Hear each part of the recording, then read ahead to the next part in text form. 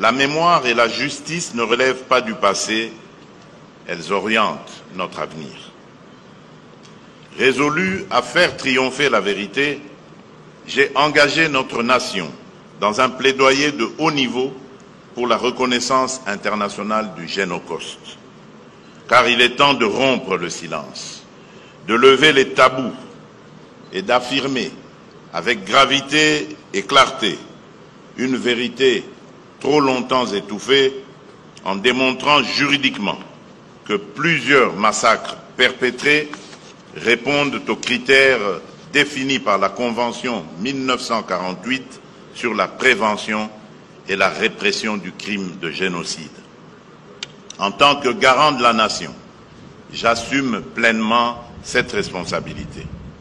Il ne s'agit ni de chercher un statut victimaire, ni de quémander une reconnaissance. Il s'agit de rétablir une vérité historique occultée et d'exiger justice au nom de notre dignité. Et je le dis avec force, quel que soit le temps que cela prendra, nous n'abandonnerons jamais ce combat.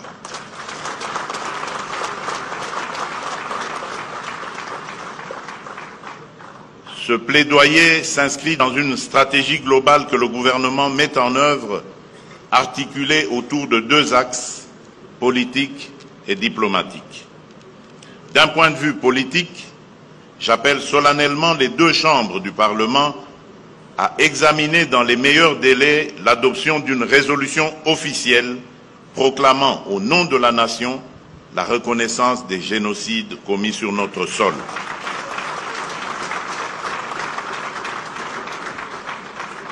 Ce ne serait pas qu'un symbole, mais un acte souverain de vérité et de mémoire. Sur le plan diplomatique, nous mènerons une campagne offensive et concertée auprès des États épris de justice, des institutions multilatérales et des forces vives de la société civile internationale. Cette mobilisation connaîtra une séquence structurante à l'automne 2025 avec une série d'événements parallèles en marge de la 60e session du Conseil des droits de l'homme à Genève et de la 80e session de l'Assemblée générale des Nations unies à New York.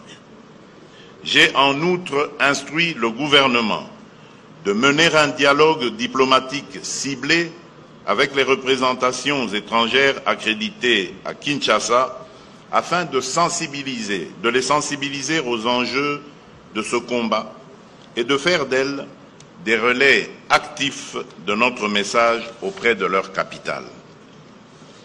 Mesdames et messieurs, distingués invités, mes très chers compatriotes, le combat que nous menons est celui de la vérité, de la dignité et de l'esprit.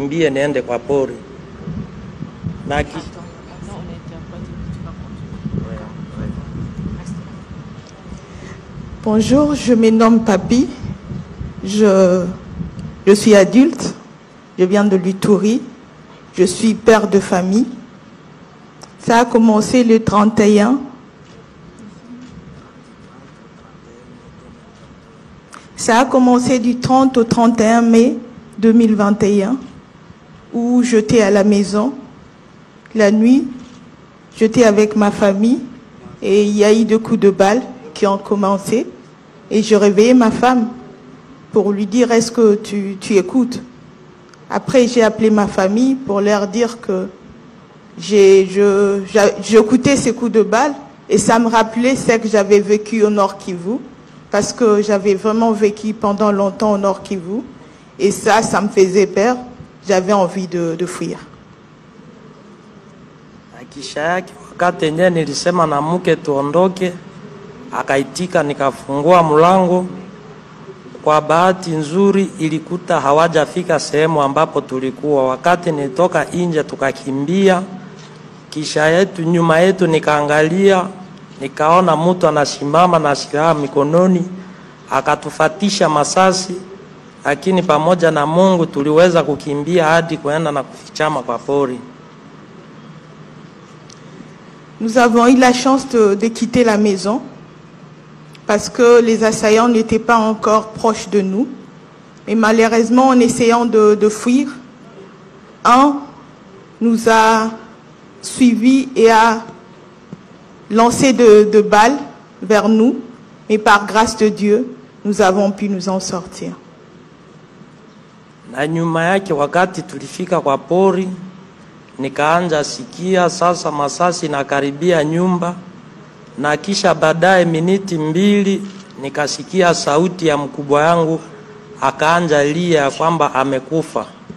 Na kisha yake kulikuwa yeye kuzee wangu mwenye alikuwa pia pembeni yetu, nikasikia sauti yake na watoto wake wote wanaanza kulia. Na baadaye nyuma kidogo, kisha masaa 3 tukasikia sauti yote ikanyamaza, na kuangalia moto ndio inaendelea kuwaka na wamesha choma nyumba. Derrière nous, nous avons entendu des cris. Mon frère qui était dans sa maison a crié disant qu'il était en train de mourir. Mon cousin qui était juste à côté avec ses enfants ont commencé à crier. Et après quelques minutes, on ne sentait plus les cris. Derrière nous, on ne voyait que le feu. Les maisons étaient tous en feu.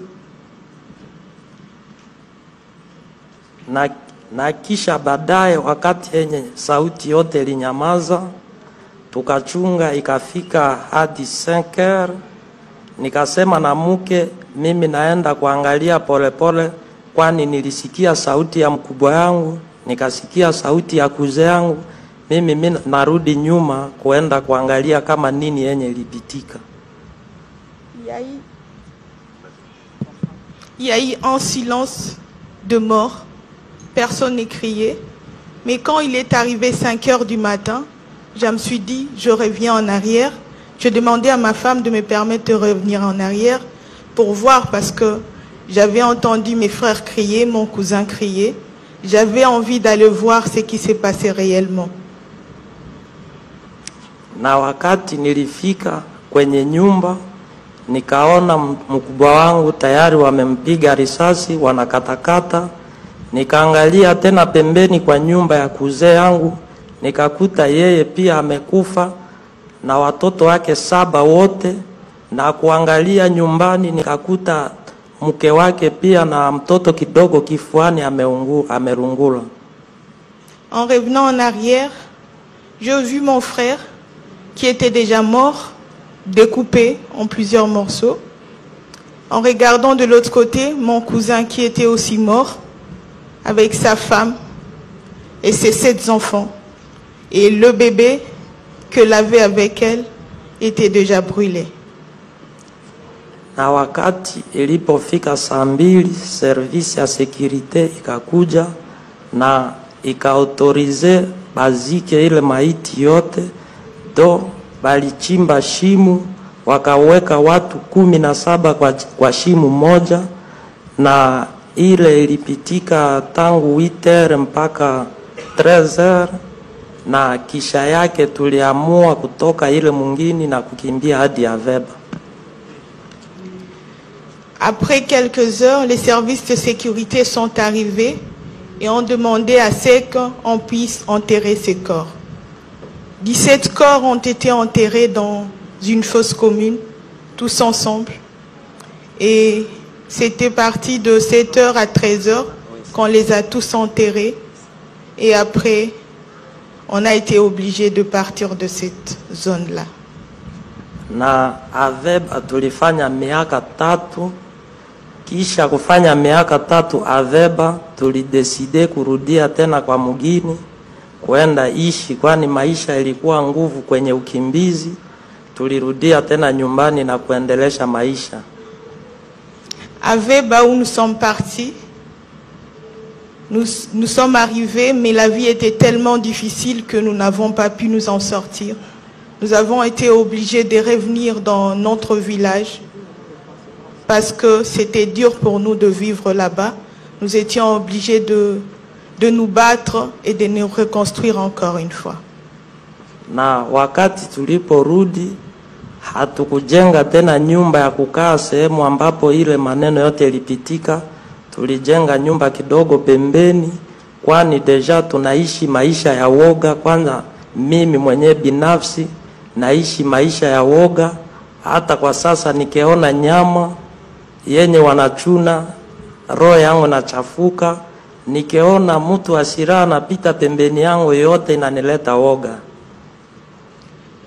Quand nous sommes revenus dans notre village, nous n'avons plus reconstruit une maison à cet endroit-là.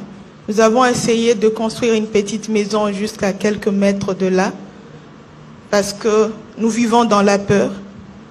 C'est difficile pour nous de vivre dans cette zone-là. Mais en même temps, personnellement, je vis dans une situation où je peur de tout. Quand je vois un homme armé, je peur. Quand je vois un animal qui a été tué, je me sens très mal.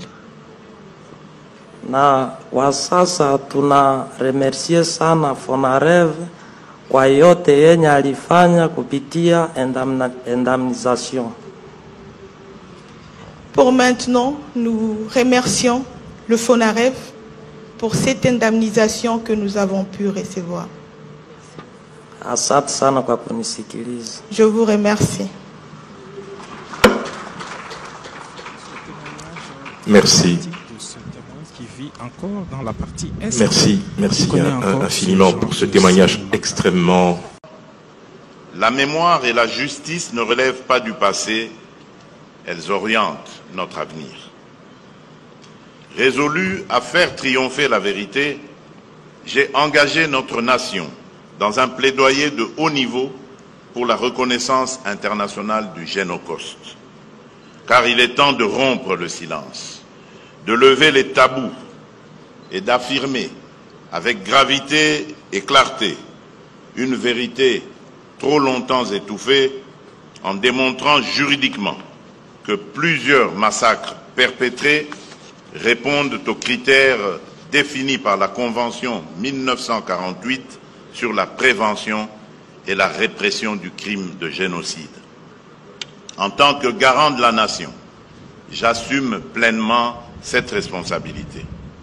Il ne s'agit ni de chercher un statut victimaire, ni de quémander une reconnaissance. Il s'agit de rétablir une vérité historique occultée et d'exiger justice au nom de notre dignité. Et je le dis avec force, quel que soit le temps que cela prendra, nous n'abandonnerons jamais ce combat.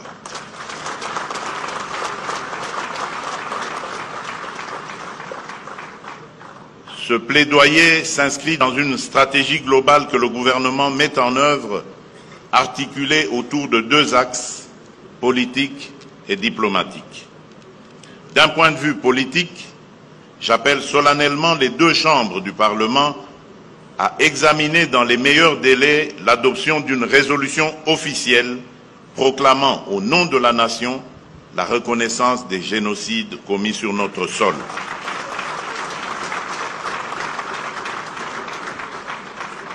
Ce ne serait pas qu'un symbole, mais un acte souverain de vérité et de mémoire.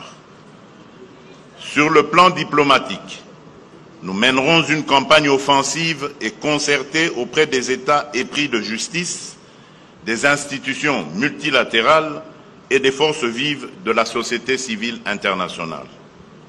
Cette mobilisation connaîtra une séquence structurante à l'automne 2025 avec une série d'événements parallèles en marge de la 60e session du Conseil des droits de l'homme à Genève et de la 80e session de l'Assemblée générale des Nations unies à New York. J'ai en outre instruit le gouvernement de mener un dialogue diplomatique ciblé avec les représentations étrangères accréditées à Kinshasa afin de les sensibiliser aux enjeux de ce combat et de faire d'elles des relais actifs de notre message auprès de leur capitale. Mesdames et messieurs, distingués invités, mes très chers compatriotes, le combat que nous menons est celui de la vérité, de la dignité et de l'espérance.